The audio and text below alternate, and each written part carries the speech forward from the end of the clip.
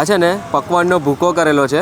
લારી પરથી શરૂઆત કરી હતી અને અત્યારે પોતે દુકાન ઉપર પહોંચ્યા છે. એમને ત્યાં ભીડ તમે જોઈ શકો છો. જોરદાર ક્વોલિટી, જોરદાર વસ્તુ. અમે તો છેલ્લા 2-2.5 વર્ષથી ખાઈએ છીએ. પકવાન છે ને, પકવાનની ઉપર ચટણીઓ અને દાળનું કોમ્બિનેશન કરી. આમાં સાહેબ આપણે પ્યોર ચણાની દાળ જ વાપરીએ છીએ, બીજી એક બી દાળ વાપરતા નથી. આ રીતનું દાળ પકવાન સ્ટાર્ટ કરવામાં મને જ્યાં સુધી ખબર છે અમદાવાદમાં ચાલુ કરવાનો પહેલો હું, પણ જે સૌરાષ્ટ્રનો પ્રોપર ટેસ્ટ જોતો હોય એ તમને મારે ત્યાં મળશે. સેટરડે સન્ડેના મેઇનલી શું હોય છે કે લોકો ક્યાંયથી ખાવા આવે છે. ગાંધીનગર છે, બોપલ છે, સેટેલાઇટ છે, એ લોકો ફોન કરીને બી આવે છે આપણને.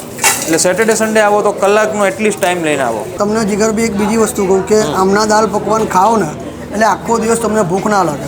અમદાવાદીઓ હોય ને તો આ જગ્યાએ એકવાર જરૂરથી વિઝિટ કરવા જોઈએ. ગુજરાતના કોઈ જગ્યાએથી ખૂણામાંથી તમે જોતા હોય ને અમદાવાદ આવવાનું થાય તો પણ આ જગ્યાએ જરૂર વિઝિટ કરજો. સાવન દાલ પકવાન, જગતપુર એરિયા, ગોતા. એટલે સાવન દાલ પકવાન નામ છે તો બધા એમને સાવનભાઈ તરીકે ઓળખે છે, પણ એકચ્યુઅલમાં નામ એમનું વિરલભાઈ છે.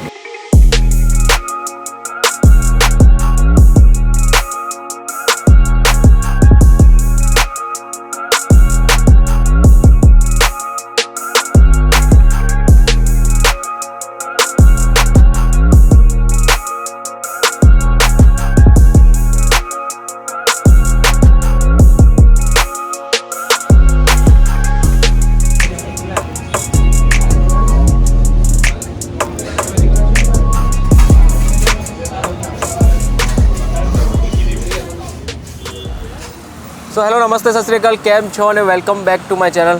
ફરીથી સ્વાગત છે અમદાવાદ સિટીના એક જબરજસ્ત વિડીયોમાં. મારી સાથે છે દેવલભાઈ, ફૂડી કહી શકો તમે. એટલે અમદાવાદમાં એટલી બધી જગ્યા, દેવલભાઈ પોતે ફૂડી છે એટલે ત્યાં જાય છે અને ત્યાં ટેસ્ટ કરે છે અને પછી દેવલભાઈએ મને આ જગ્યા સજેસ્ટ કરી છે, સાવન દાલ પકવાન. આની શરૂઆત દેવલભાઈ ક્યારે થઈ હતી? આમની શરૂઆત લગભગ 2.5 વર્ષ પહેલાં થઈ હતી. એક લારી પરથી શરૂઆત થઈ હતી. અહીંયા આગળ એક બ્રિજ બનતો તે વખતે, અને ત્યાં એમને લારીથી શરૂઆત કરી હતી. એ લારી પરથી હવે ટોટલી એ શોપ પર આવ્યા છે. શોપ એટલે 6 મહિના જેવું થયું, પણ હવે 6 મહિનાની અંદર તમે જોવા જઈએ ને તો બહુ મોટું નામ કરી નાખ્યું. માણસ સ્વભાવ બહુ સારો છે અને ખવડાવવામાં બી દિલદાર છે. દ્વારકાધીશનો જેની પર હાથ હોય ને ત્યાં ક્યાંય ઘટે નહીં. વાહ, શું વાત છે.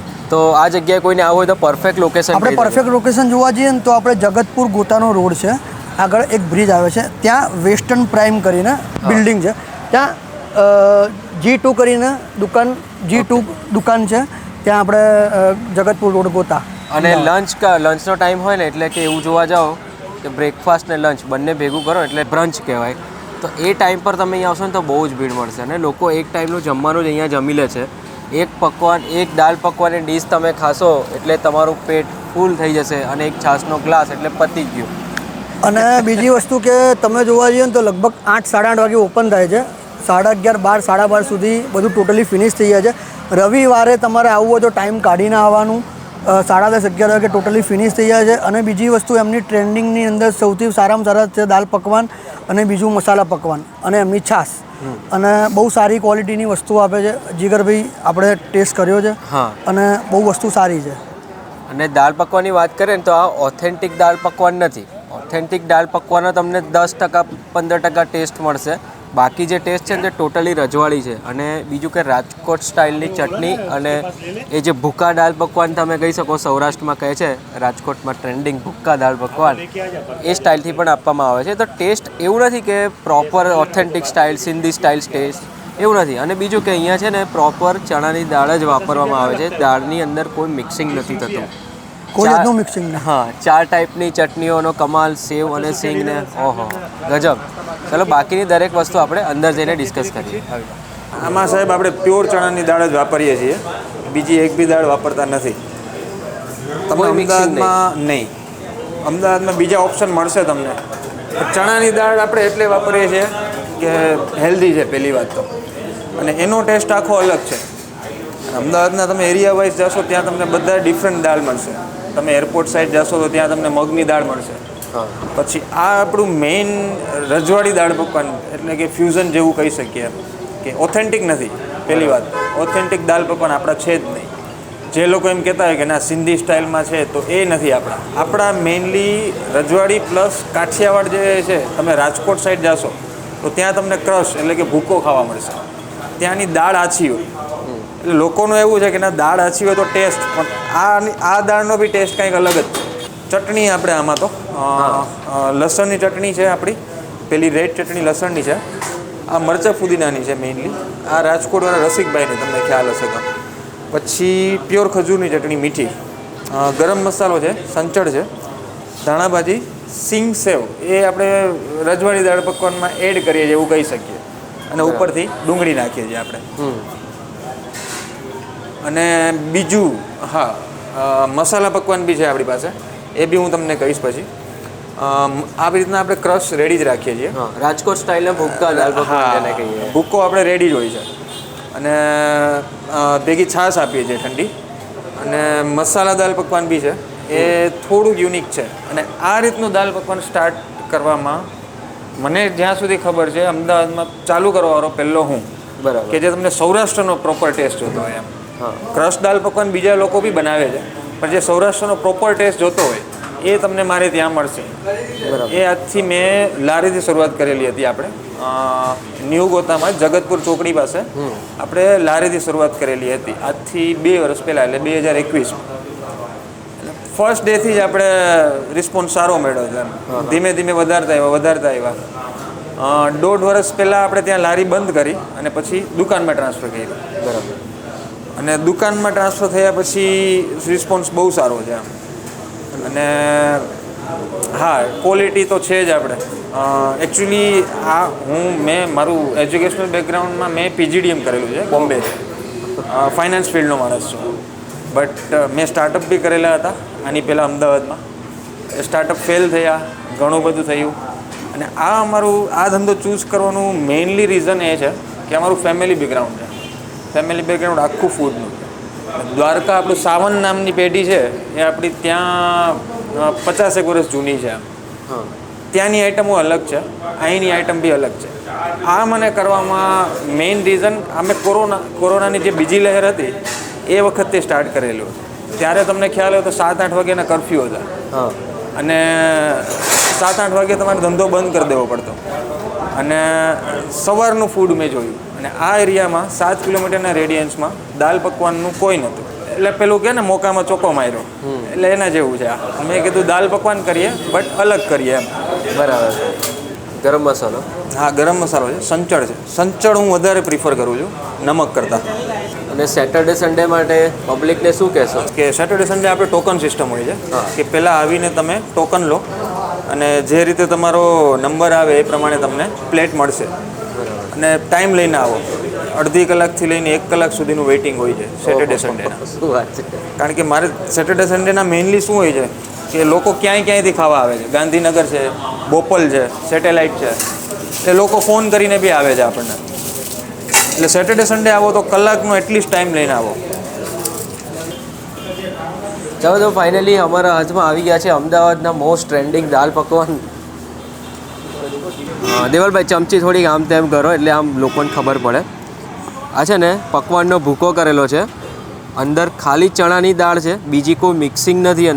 ખાલી ચણાની દાળ, બીજી 4 ટાઈપની ટોટલ ચટણી છે, એમાં ખજૂરની ચટણી, પ્યોર ખજૂરની, આમાં આમલી મિક્સ નથી કર્યું. અહીંયા ખટાશ માટે રાખવામાં આવી છે ખાસ કરીને રાજકોટની ચટણી, જે પીળી ચટણી જે આપણે કહીએ, રાજકોટની રસિકલાલની ચટણી. આપણે જે સાવન દાલ પકવાન કે જે ગોતા જગતપુર રોડ ઉપર G2 વેસ્ટર્ન પ્રાઇમ બિલ્ડિંગની અંદર એક સારામાં સારું નામ, જે લારી પરથી શરૂઆત કરી હતી અને અત્યારે પોતે દુકાન ઉપર પહોંચ્યા છે. એમને ત્યાં ભીડ તમે જોઈ શકો છો, અને જોરદાર ક્વોલિટી, જોરદાર વસ્તુ. અમે તો છેલ્લા 2-2.5 વર્ષથી ખાઈએ છીએ અને અમને ટેસ્ટ આમનો સારો લાગે છે. આખા દાલ પકવાન એટલે કે આખું જે પકવાન છે ને, પકવાનની ઉપર ચટણીઓ અને દાળનું કોમ્બિનેશન કરી, આમાં તમને દાળનું જે પેલું ટેક્સચર કહે ને થોડું ઓછું મળશે. આમાં તમે ચટણીઓ સાથે અને થોડું ક્રિસ્પીનેસ સાથે એન્જોય કરશો, જ્યારે આ તમે પ્રોપર દાળ અને પકવાન બંને વસ્તુ તમને પ્રોપર મળશે. તમને જીગરભાઈ એક બીજી વસ્તુ કહું કે આમના દાલ પકવાન ખાઓ ને એટલે આખો દિવસ તમને ભૂખ ના લાગે, એ આપણી ગેરંટી છે. એટલો જબરજસ્ત ટેસ્ટ છે આમાં. છે ને તમને ઓથેન્ટિક ટેસ્ટ ખાલી 5 થી 10% જેવું જ ફીલ થશે. બાકી જે 80-90% તમને કેવું લાગશે, એક રજવાડી ટેસ્ટ તમે ખાતા હોય. ઉપરથી જે આ લોકોની સિંગ અને સેવ, એનું કોમ્બિનેશન સ્પેશિયલ ચટણીઓ સાથે, એ અલગ લેવલ.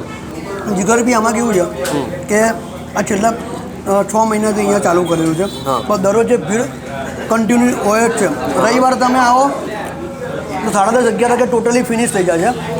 8 વાગે ચાલુ થાય, 10:30 11 વાગે તમે ટોટલી ફિનિશ થઈ જાય છે. ભીડ કાયમ ને કાયમ જોવા મળે છે. એમનો દરરોજ ધંધો વધતો ને વધતો રહે છે, કેમ કે દ્વારકાધીશની કૃપા છે એમની પર, અને પોતે પ્રોપર દ્વારકાના છે. એટલે ઘણા બધા લોકો એવી કોમેન્ટ નીચે કરે કે આ તો ઓથેન્ટિક દાળ પકવાન નથી, પણ આ ઓથેન્ટિક છે જ નહીં. આ છે ને થોડોક રાજકોટ ટાઈપનો ટચ આપવામાં આવ્યો છે અને એક તમને રજવાડી ટેસ્ટનો ફીલ થશે, કેમ કે સિંગની ક્રિસ્પીનેસ અને પકવાનની ક્રિસ્પીનેસ પ્લસ સેવ અને બીજી ચટણીઓનો કમાલને સાથે દાળ, એ બધું મિક્સિંગ થઈને બોસ જે ટેસ્ટ બને છે માની ગયા. અને સાથે છે ને અહીંયા કોલ્ડ ડ્રિંક નહીં, સિમ્પલ છાશ, દાળ પકવાન અને છાશ, આ જે કોમ્બિનેશન છે ને રાજકોટમાં તો ભાઈ બહુ જગ્યાએ ચાલે છે. ઘૂઘરા અને છાશ પણ રાજકોટમાં બહુ જગ્યાએ ચાલે છે. મસાલા પકવાન છે. આમની એક વિશેષતાવાળી વસ્તુ કે જેની ઉપર પકવાનની ઉપર સિંગ, સેવ, પછી ડુંગળી, એમની રાજકોટની ચટણી, તીખી ચટણી, મીઠી ચટણી, બધું કોમ્બિનેશન કરીને એક ફ્યુઝન પકવાન કહેવાય. ફ્યુઝન પકવાન કે જેને આપણે જોવા જઈએ ને કે આપણે સિંધી લોકોનું જે પકવાન છે એના કરતાં આખો અલગ ટાઈપનો ટેસ્ટ. એક પકવાનની ઉપર ચણાની છૂટી દાળ, સિંગ, સેવ, ડુંગળી અને લીલી ચટણી, રાજકોટની ચટણી અને ખજૂર આંબલીની ચટણીનું એક મિશ્રણ કરીને એક ટેસ્ટ બનાવવામાં આવે છે, જે આ ટેસ્ટ બહુ સારો લાગે છે. એકવાર તમે ટ્રાય કરો જીગરભાઈ. તમે વિચારશો કે બંને વસ્તુ દાળ પકવાન જ છે, પણ ટેસ્ટમાં છે ને 60-70% ફરક છે. અહીંયા તમને ડ્રાય ટેસ્ટ લાગશે, જ્યારે આમાં તમને ચણાની દાળનો ટેસ્ટ થોડોક વધારે લાગશે. બંને વસ્તુ ખાઉં તો કહું, કોઈ એક જ પ્લેટ તમે એક જ જણ ઓર્ડર કરજો, એમાં જ તમારું પેટ ભરાઈ જશે. એની પ્રાઇસ છે 70 રૂપિયા. દાળ પકવાનની પ્રાઇસ 70 રૂપિયા છે અને પાર્સલમાં 80 રૂપિયા છે. કન્ટેનરમાં પાર્સલ આપે છે વ્યવસ્થિત રીતે, એટલે 10 રૂપિયા એક્સ્ટ્રા છે. બાકી મસાલા પકવાન 40 રૂપિયા છે અને એક્સ્ટ્રા પકવાન જોઈતું હોય તો એ 30 રૂપિયા છે.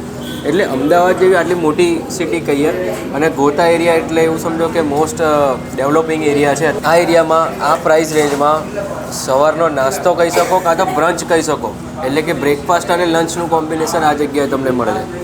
લંચનું લંચ પણ થઈ ગયું. તમે 10 વાગ્યાથી લઈને 12 વાગ્યાની વચ્ચે જો ખાશો ને તો તમે લંચ નહીં કરી શકો, એની ગેરંટી. મસ્ત હેવી છે, ખરેખર ખાવાની બહુ મજા આવશે. ટેસ્ટી છે, અમદાવાદમાં મોસ્ટ ટ્રેન્ડિંગ છે. આ જગ્યાએ જરૂરથી વિઝિટ કરજો. ગુજરાતના કોઈ જગ્યાએથી ખૂણામાંથી તમે જોતા હોય ને અમદાવાદ આવવાનું થાય તો પણ આ જગ્યાએ જરૂર વિઝિટ કરજો. સાવન દાલ પકવાન, જગતપુર એરિયા, ગોતા. અને બીજી વસ્તુ તમને એક જીગરભાઈ એમ કીધું કે સ્વભાવ એમનો બહુ સારામાં સારો છે. નેચર એકદમ જોલી છે, કોઈ જાતની કોઈ મગજમારી નહીં. કોઈ એમ કીધું મને દાળ જોઈએ તો દાળ બીજી એક્સ્ટ્રા બી આપી દે છે. પણ માણસ તરીકે વિરલભાઈ બહુ એકદમ જોલી માણસ છે. હા, એટલે સાવન દાલ પકવાન નામ છે તો બધા એમને સાવનભાઈ તરીકે ઓળખે છે, પણ એકચ્યુઅલમાં નામ એમનું વિરલભાઈ છે. ચલો તો આ સાથે ફરીથી મળીએ એક નવા સિટીમાં, નવા વિડીયોમાં, નવા કન્ટેન્ટ સાથે. ત્યાં સુધી બાય.